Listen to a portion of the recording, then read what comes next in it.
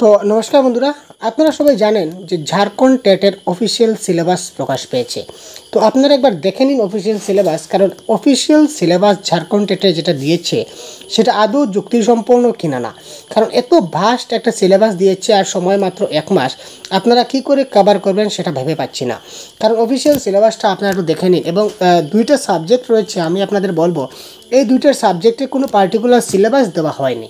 আপনারা একটু দেখে নিন কাইন্ডলি। যেমন ল্যাঙ্গুয়েজ 1 হিন্দির মধ্যে দেখুন কী কী জিনিস রয়েছে, অনেকগুলা জিনিস রয়েছে। ঠিক আছে, হিন্দির মধ্যে আমরা যেহেতু বাংলা নিয়ে আলোচনা করব, সুতরাং বাংলা নিয়ে আপনাদের দেখিয়ে দেব।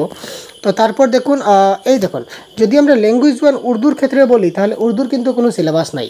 As per intermediate examination syllabus conducted by JAC, অর্থাৎ ঝাড়খণ্ড ইউনিভার্সিটির আন্ডারে যে সকল এক্সাম হয় তাদের মধ্যবর্তী সিলেবাস থেকেই পরীক্ষায় আসবে। এবার দেখুন কত ভার্ড সিলেবাস। ঠিক আছে, তারপর আমরা যদি আর একটু দেখি, দেখুন এখানে দেখুন জেনারেল স্টাডিজের ক্ষেত্রেও কিন্তু কী বলেছে, সামান্য অধ্যয়নসের সম্বন্ধিত প্রশ্ন, অর্থাৎ কি আমরা জিকে জিএস বলতে যা বুঝি। তো এখানে দেখুন, এখানে কোনো পার্টিকুলার সিলেবাস প্রোভাইড করা হয়নি। তারপর সেকেন্ড ল্যাঙ্গুয়েজ যেটা নিয়ে আমরা চর্চা করছি বাংলা ভাষা নিয়ে। তো এখানে দেখে নিন, বাংলা ভাষা ক্লিয়ার এখানে দেওয়া আছে, যেটা বাংলা ভাষা। তো ল্যাঙ্গুয়েজ বাংলা এখানে রয়েছে, কিন্তু এই যে হিন্দি, ইংরেজি, উর্দু, সাঁওতালি, বাংলা, তারপর মন্ডা, ওড়িশা, তারপর কুড়মালি, তারপর এই যে এতগুলো ভাষা যে আমাদের রয়েছে, ওড়িয়া, সংস্কৃত, যেগুলো আমাদের ল্যাঙ্গুয়েজ 2 আমরা সিলেক্ট করেছি, আমরা কিন্তু কোনো পার্টিকুলার সিলেবাস পাইনি। অফিসিয়ালি কোনো সিলেবাস, এই সাবজেক্টের কোনো অফিসিয়াল সিলেবাস প্রকাশ করা হয়নি। এটা একটা আমরা বলতে পারি আধা অধুরা সিলেবাস। এটা ছিল আমরা পেপার 1-এর ক্ষেত্রে, অর্থাৎ লেভেল 1।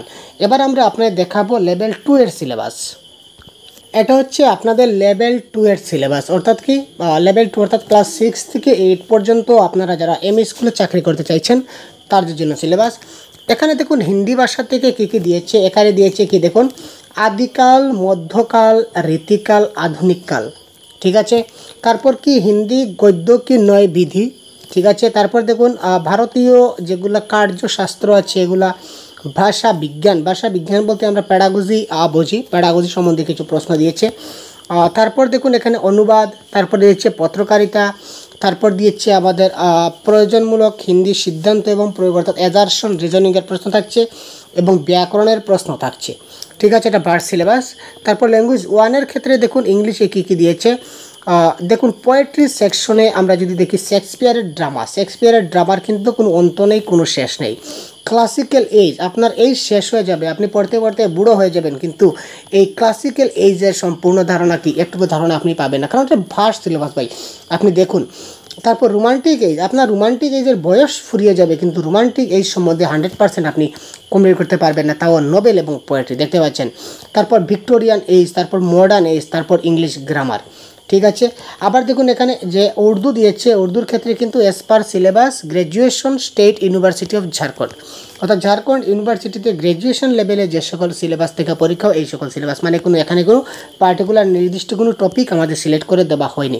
ম্যাথসের ক্ষেত্রে দেখুন কি না দিয়েছে, কি ছেড়েছে বুঝে নিন।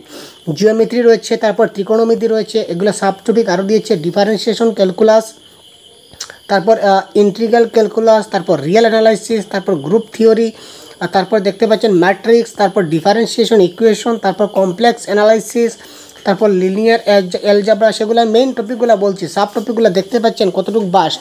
তারপর ফিজিক্সের ক্ষেত্রে যদি দেখি সেই রকমই অবস্থা। ঠিক আছে, দেখুন একটা ভাস্ট একটা সিলেবাস দিয়েছে আপনাদের জন্য। তো আমরা যেহেতু বাংলা নিয়ে কথা বলছি, বাংলার ক্ষেত্রে এবারে দেখি তো কোনো ডাইরেক্ট আইডেন্টিফাই আছে কি না। এবার দেখুন আমরা সোশ্যাল স্টাডিজের ক্ষেত্রে, আপনি দেখুন হিস্ট্রির ক্ষেত্রে কী কী দিয়েছে ভাই, সাংঘাতিক সিলেবাস। আধুনিক ভারতের মধ্যে কী না ছেড়েছে সব কিছু এখানে ইনক্লুড।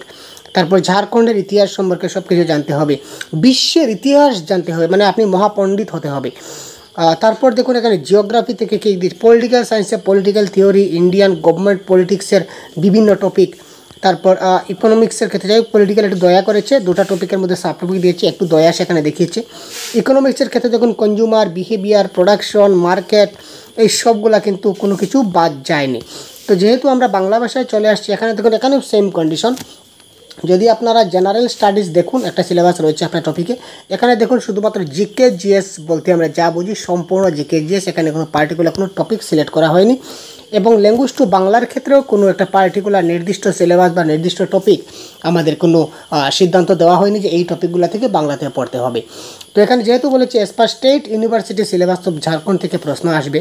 তো এই হিসেবে আমার মনে হচ্ছে যে আপনারা স্টেট ইউনিভার্সিটির যে সকল প্রশ্ন আসে, যেমন প্রিভিয়াস স্টেটে আমরা দেখেছিলাম, প্রিভিয়াস ঝাড়খণ্ড টেটে 2016 বলুন বা 2012 বলুন আমার যে টেট হয়েছিল, তো এখানে আমরা দেখেছিলাম যে প্যাসেজ থেকে সবচেয়ে বেশি সংখ্যক প্রশ্ন এসেছিল প্যাসেজ থেকে, এবং প্যাসেজের সঙ্গে বাংলা ব্যাকরণ থেকে কিন্তু অনেক বেশি প্রশ্ন আসছে। সুতরাং প্যাসেজ এবং বাংলা ব্যাকরণগুলো আপনারা খুব ভালো করে প্র্যাকটিস করুন, এবং কিছুটা প্যাডাগজি আপনারা দেখবেন, সবগুলো নয়, কিছুটা প্যাডাগজি আপনারা দেখে নেবেন। হয়তো আপনাদের এখান থেকে যদি চলে আসে তাহলে চলে আসলো। আর হিন্দিকে যদি আমরা ট্রান্সলেট করে বাংলায় করি, তাহলে আপনাকে সেখানে সে আদিকাল, মধ্যকাল, তারপর প্রাচীনকাল, এই কালগুলো আপনাকে প্রাচীনকাল, আধুনিককাল, মধ্যকাল, এই কালগুলো আপনাকে একটু আপনারা দেখে নিতে পারেন। তো দেখুন এই সিলেবাস অনুযায়ী সম্পূর্ণ একদম টপিক, কোন টপিক থেকে প্রশ্ন আসে সেটা বলা দুঃসাধ্য, কারণ কেউ বলতে পারবে না। কারণ কি? কারণ দেখুন এখানে সিলেবাসে কোনো ধরনের উল্লেখ নেই, সম্পূর্ণ সিলেবাস পেজ আপনারা দেখিয়ে দিয়েছি, কোনো সিলেবাসে কোনো মানে ক্লিয়ার কনসেপ্ট আপনার দেওয়া হয়নি।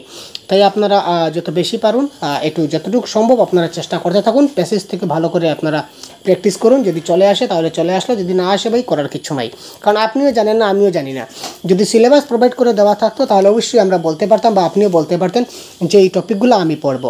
এবারে কিন্তু যেহেতু কোনো পার্টিকুলার টপিক দেওয়া নেই, সুতরাং সেহেতু আপনাকে সেই প্রিভিয়াসের কোয়েশ্চেনের ভিত্তিতেই পড়লে আমার মনে হয় ভালো হবে। সুতরাং আপনারা প্যাসেজ থেকে খুব ভালো প্র্যাকটিস করুন। তো আমাদের কাছে প্যাসেজ রয়েছে, অনেকগুলো প্যাসেজের পিডিএফ রয়েছে, সেটা আপনারা নিতে পারেন, ভিডিও ডেসক্রিপশনে লিঙ্ক আছে। এবং বাংলা ব্যাকরণ থেকে কিন্তু প্রিভিয়াস ইয়ার কোয়েশ্চনের সবচেয়ে ভালো একটা নম্বর চলে এসেছিলো। সুতরাং বাংলা ব্যাকরণের পিডিএফও আপনার যদি প্রয়োজন হয়, এখান থেকে আপনারা ভিডিও ডেসক্রিপশন থেকে আপনি নিতে পারেন।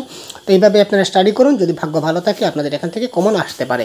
ঠিক আছে, তো যেহেতু অফিসিয়াল সিলেবাস এখানে কোনো প্রকাশ হয়নি, তাই সেটা বলা দুঃসাধ্য ভাই, কোন টপিক থেকে ক্লিয়ার প্রশ্ন আসছে সেটা বলা দুঃসাধ্য।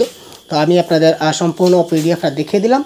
তো আপনাদের যদি কোনো এই ব্যাপারে যদি আপনাদের কোনো বক্তব্য থেকে থাকে বা আপনাদের কোনো মতামত থেকে থাকে, তো অবশ্যই সেটা কমেন্ট বক্সে আমাদের জানাতে ভুলবেন না। তো ধন্যবাদ, ভালো থাকবেন, সুস্থ থাকবেন, আমাদের সঙ্গে থাকবেন।